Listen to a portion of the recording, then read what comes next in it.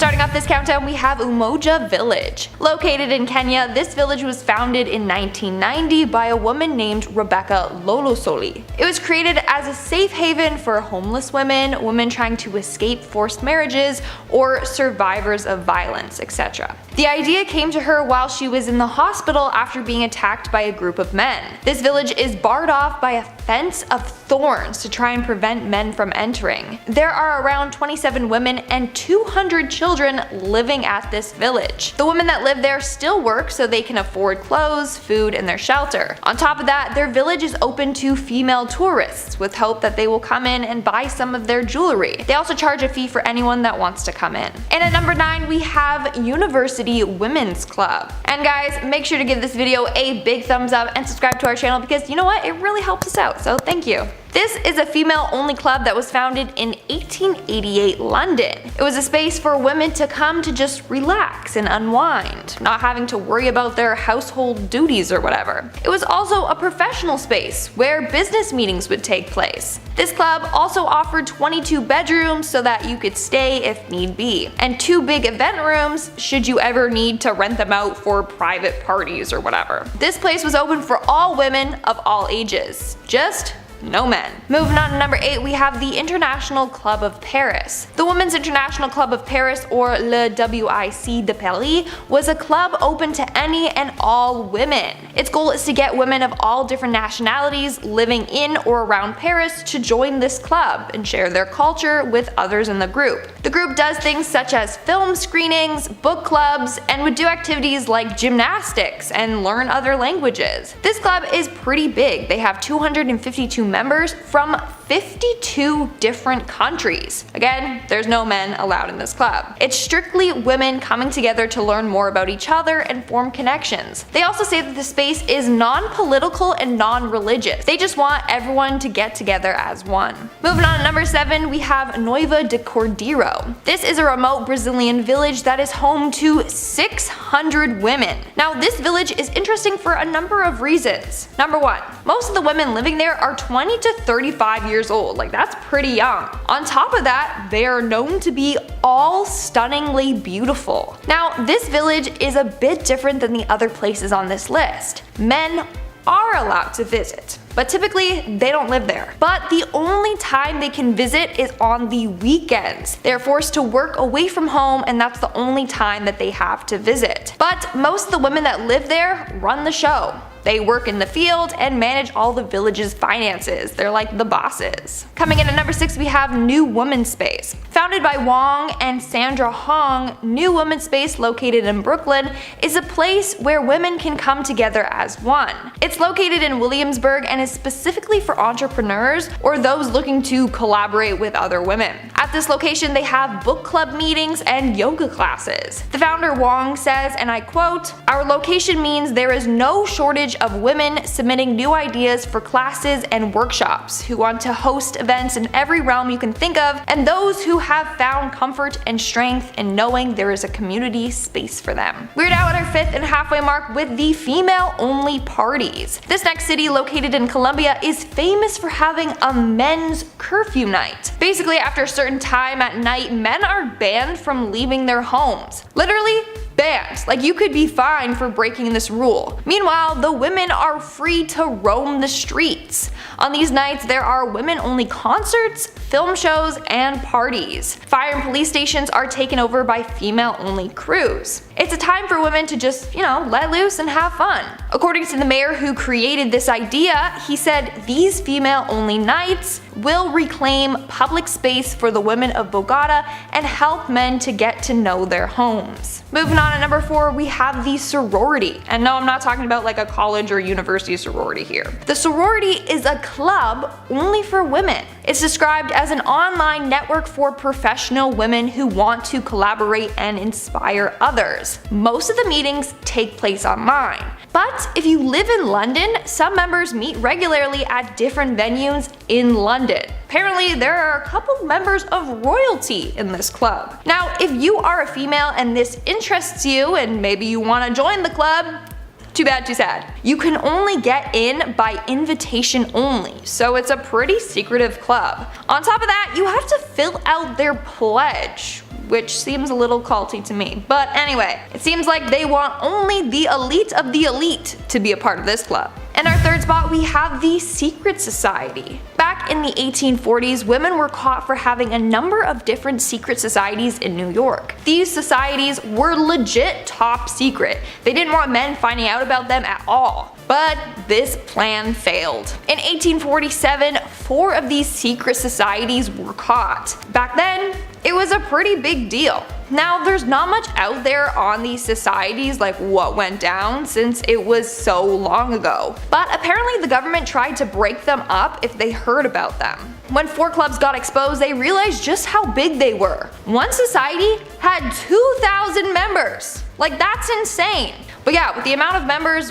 word was bound to get out sooner or later. In our second spot, we have Woman's Land. Now, this community spells its name Womans, as in W-O-M-Y-N-S, instead of M-A-N-S, because they literally want nothing to do with men. No man in the name, no man ever allowed in the community. Now, this community was fairly large. It started as a social movement in the 1970s in the US, Australia, New Zealand, and Western Europe. Basically, it was a group of women that wanted to escape the patriarchal society, so they decided to make their own community. Many of them still exist today. Back then, these women lived in the woods on private land. And honestly, a lot of people didn't know they existed. Some were meant specifically for women that identified as lesbian, others were for women traveling across countries alone and needed a safe place to stay. Nowadays, there are still a few of these communities left. These women live in small cabins or shacks. The only issue is that these women are getting older and need a new generation of younger women to come and keep these communities alive. But not a lot of younger women are interested in this. And in our number 1 spot, we have Super She Island. Located off the coast of the Baltic Sea, the Super She Island is a secret vacation destination for only women. It's owned by a woman named Christina Roth. She first discovered this island while on vacation in Finland. From there, she purchased it and spent months doing massive renovations. Now the island has 4 renovated cabins that can hold up to 10 women.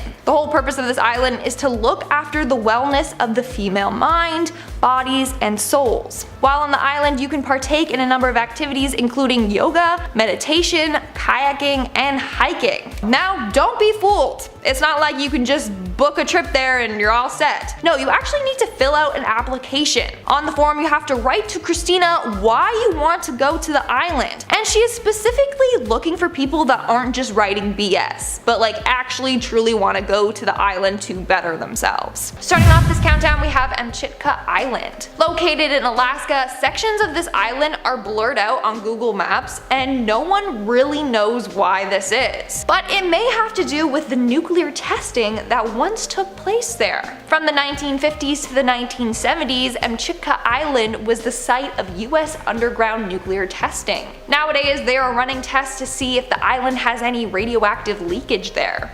If there isn't, then in 2025 it could become a wildlife reserve. But again, why is half of the island blurred out? Maybe that's the section where the nuclear testing took place. But why is it still blurred? A lot of people think that the military is doing some suspicious illegal activities there and that's why. But what do you think? Let me know in the comments below. In our 9th spot, we have 2207 Seymour Avenue. And if you guys are liking this video so far, then make sure to give it a big thumbs up. 2207 Seymour Avenue, located in Cleveland, Ohio, is a home where a horrific crime took place. From 2002 to 2004, Ariel Castro kidnapped 3 young women: Michelle Knight, Amanda Berry, and Georgina De Jesus. He kept them captive in his home until 2013, when Amanda Berry escaped with her daughter and contacted the police. The police came to his house and rescued the other women. Castro was arrested within hours. He was sentenced to life plus 1,000 years in prison without parole. Due to the disturbing crimes that took place at his home, Google Maps decided to blur his house. In fact, the house has been named the House of Horrors. But a couple years back, his house was demolished to help the victims move on from their traumatizing past. Coming in at number 8, we have the French nuclear facility. The Arriva-La Hague nuclear fuel reprocessing facility in France is another place that is blurred out on Google Maps. This facility opened in 1976 and is responsible for treating nuclear fuel from several countries. Here's the thing though, this facility hasn't always been blurred out. By using the Google Earth History tab, you can see old Google Earth images of this facility. So now, why all of a sudden is it blurred out? What is going on there? Well, it may have something to do with the controversy it has received and the backlash it received from Greenpeace. Since 1997, Greenpeace has been trying to shut it down, saying that they dump 1 million liters of liquid radioactive waste per day in the ocean. That is severely messed up if that's true. Maybe that's why it's blurred out, so that people don't see what they're really up to with their nuclear waste. Moving on to number 7, we have the French prison. There are a number of prisons that are blurred out on Google Earth, including the Beaumet prison in Marseille. Now, why do they blur out images of prisons? Well, a couple of reasons. One, for privacy. But the main reason is so that the criminals don't know the layout of the prison. Basically, this prison wasn't always blurred. Following a successful jailbreak, France's Minister of Justice was like, why are there aerial images of this prison available online? And then that led to the prison getting blurred. But of course, you can still find older images of the prison on Google Maps that show what it looks like and its layout. In our 6th spot, we have the Antarctic ice shield. This is another pretty strange place to get blurred. But basically, halfway between Australia and Madagascar, there is a 22-kilometer long blur in the middle of the Antarctic ice shield. I mean, this place is one of the most isolated places on Earth. There's nothing but ice and penguins there. So why is it being blurred out? We don't know for sure, but people think that there is something hidden there that we're not allowed to see. Although it's thought to be owned by Australia, theory goes that Russia or the US have built a research facility there. The only way we'll know for sure is by visiting the place itself. So who's coming with me for this field trip? It'll be a lot of fun. Come on, just pack a snowsuit and lots of hot packs. We're now at our 5th and halfway mark with Moroa Island. Located in French Polynesia, this island was first used for nuclear testing in 1966 by France. These tests apparently took place until 1996. That's when the French president shut down the facility. Why? Well, Greenpeace found out that these tests were polluting the water as far as Peru and New Zealand. In fact, many locals in Tahiti have claimed they have been affected by the radiation from the tests. Nowadays, the island is off limit to visitors and is guarded by French forces, which is probably why half of the island is blurred on Google Maps. Or maybe it's because they're still doing these nuclear tests. We may never know. Moving on at number 4, we have Elmira Correctional Facility. Elmira Correctional Facility, also known as The Hills, is a maximum security state prison in New York. This is another facility blurred on Google Earth. Why? Well, a number of reasons. 1, they have fears of an aerial attack. Number 2, they have fears that someone will use this information to plan an escape. And number 3, the prison is highly secure. Why would they want images of the building online for everyone to see? But it turns out that this location got blurred after a number of riots and mass escapes. Moving on at number 3, we have North Korea. Okay, is it even shocking that North Korea has sections of its country blurred? I mean, they are so secretive, so this isn't a surprise at all. Now, the area that is blurred is along the country's western shore. So people have thought that they are hiding something there, maybe a secret military project. Who knows? I mean, hey, the country is hiding so many things. Like I said, this one doesn't really come as a surprise. In our 2nd spot, we have Paseo de los Naranjos. Located in Spain, this place translates to orange tree yard, and it is completely censored on Google Maps. No matter how close you try to zoom in on the map or the area close by, you won't be able to see anything. Why? Well, there's a lot of government buildings located there, so it's blurred out for security and privacy reasons, which makes sense. Many government or military buildings are blurred out on Google Maps for similar reasons. And in our number 1 spot today, we have Jeannette Island. Located in Russia, this island is said to contain a secret Russian military base. If you type this island into Google, you'll find a whole lot of nothing. Legit, it just looks like a bunch of water. It's not even registered on Google Maps as an island. When you type in its coordinates, you will see a message that says this island is unavailable. Now, before it was removed from the maps altogether, it wasn't even blurred out. It was actually blacked out. Like there was a full-on black mass just covering it. But when you zoomed in, you could see this icy mass, and that's all. According to Reddit user Exoplanetary Science, he said, and I quote, "Google rarely blacks out without reason. A search through Google Earth shows that this has been permanently blurred out, even in images dating back to the 1980s. I'm going to guess there's a concealed Russian military base located there, and possibly quite a substantial one.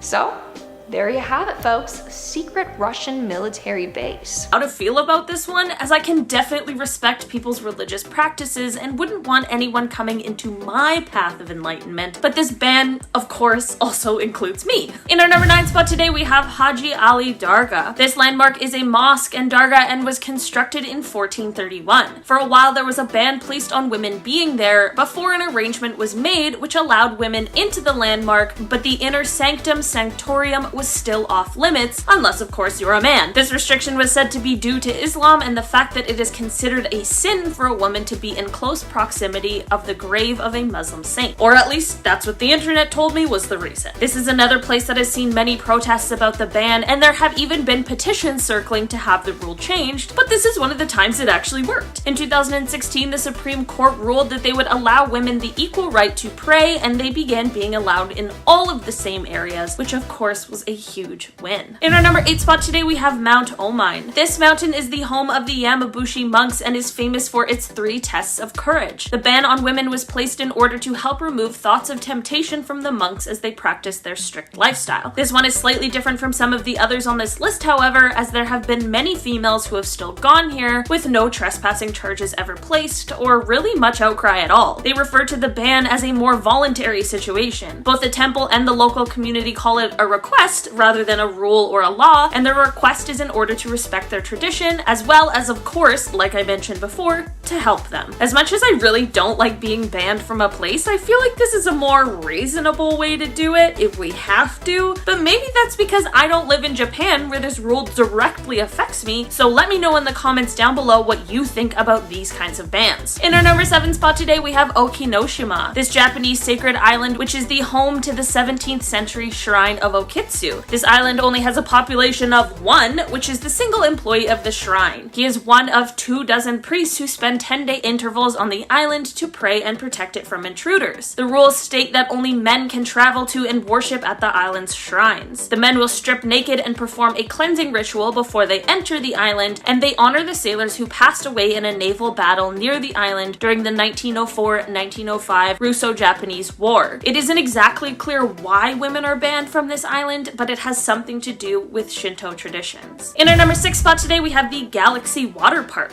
This water park located in Germany has a ban on women that I simply cannot wrap my head around. While women aren't banned from the water park entirely, they are banned from the park's highest speed water slide. This ban came after the owner of the park determined that the water slide was causing what is being called intimate injuries, and apparently this only happens to women. Apparently the slide can hit speeds up to 45 miles per hour, and apparently 6 women complained of suffering injuries. I really am not sure the details surrounding whatever is going on here, but to be fair, I'm not exactly sure if I would like to know either. But according to a gynecological association, other than pregnancy, there shouldn't be any sort of medical condition that would prevent a woman from going on a water slide. When I started making this list, this really wasn't the type of thing that I imagined including, because I never thought that this strange ban would even exist, but here we are. In our number 5 spot today, we have Bohemian Grove. Bohemian Grove is a privately owned campsite in Monterey in California and is the home to the wealthy and exclusive Bohemian Club. It comes as no surprise that this club is only for men, despite the few dire attempts at including women. Every year there is a 2-week-long retreat that the club hosts on the private grounds, and while there have been 4 women who have been invited to the club as honorary members, the women are never invited to the Grove. Because of this weird ban and just the entire super strange nature of the whole ordeal, both the club and the Grove are part of many conspiracy theories. There has been no shortage of outsiders trying to sneak into the Grove to see what the heck is going on there and to get to the bottom of what this secretive club is really hiding. To be honest, there's definitely something sketchy going on with this whole thing because it really just does give off the weirdest vibes. In our number 4 spot today, we have Lord Kartikeya Temple. This temple is located in India and was built in honor of course, Lord Kartikeya, who is the Hindu god of war. More specifically, the temple is paying homage to the celibate form of the Hindu deity. I guess with this knowledge, and also based on what video this is,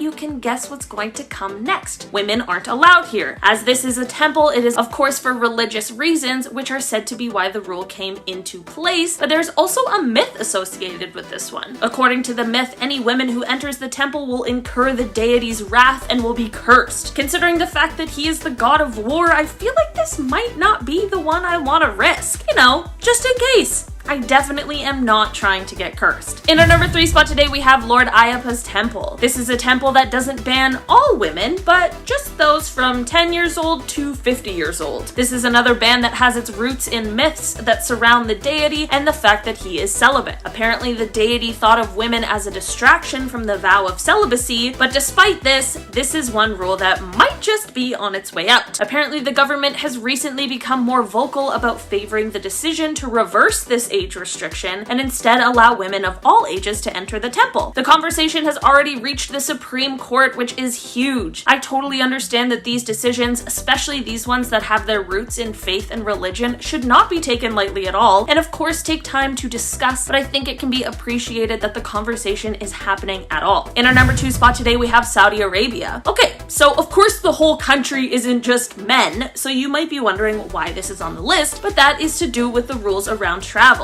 As a solo woman traveler, it would be extremely difficult to gain entry into the country. Women can be given visas for travel, but all female visitors must be accompanied by a male guardian. I don't make the rules. That's just how it is. Once in the country, women also aren't permitted to drive, and if you're heading there to visit someone's grave, better luck somewhere else because women are also banned from Saudi Arabian cemeteries. So if you're planning a trip anytime soon, there's just a few things to consider beforehand and many more if you're female. In our number 1 spot today, we have the Jain Temple. To end off our list today, we have another temple that doesn't have an outright ban on women, but just a few rules that of course are directed to affect women. Firstly, there's a very strict dress code, which seems fine and well, especially for a religious place, reasonable. But then we get into the more surprising rule, and that is that women who are menstruating are banned from entering the premises. I have a lot of questions about why, although I know it is because that is something that is seen as unclean, which I will not comment on, but my main question is to how exactly that is an enforceable rule. Either way, it is the rule, and unfortunately, I don't make the rules. Despite this being one of the more seemingly absurd rules on this list, it is good to know in advance if you ever had a plan to visit the temple.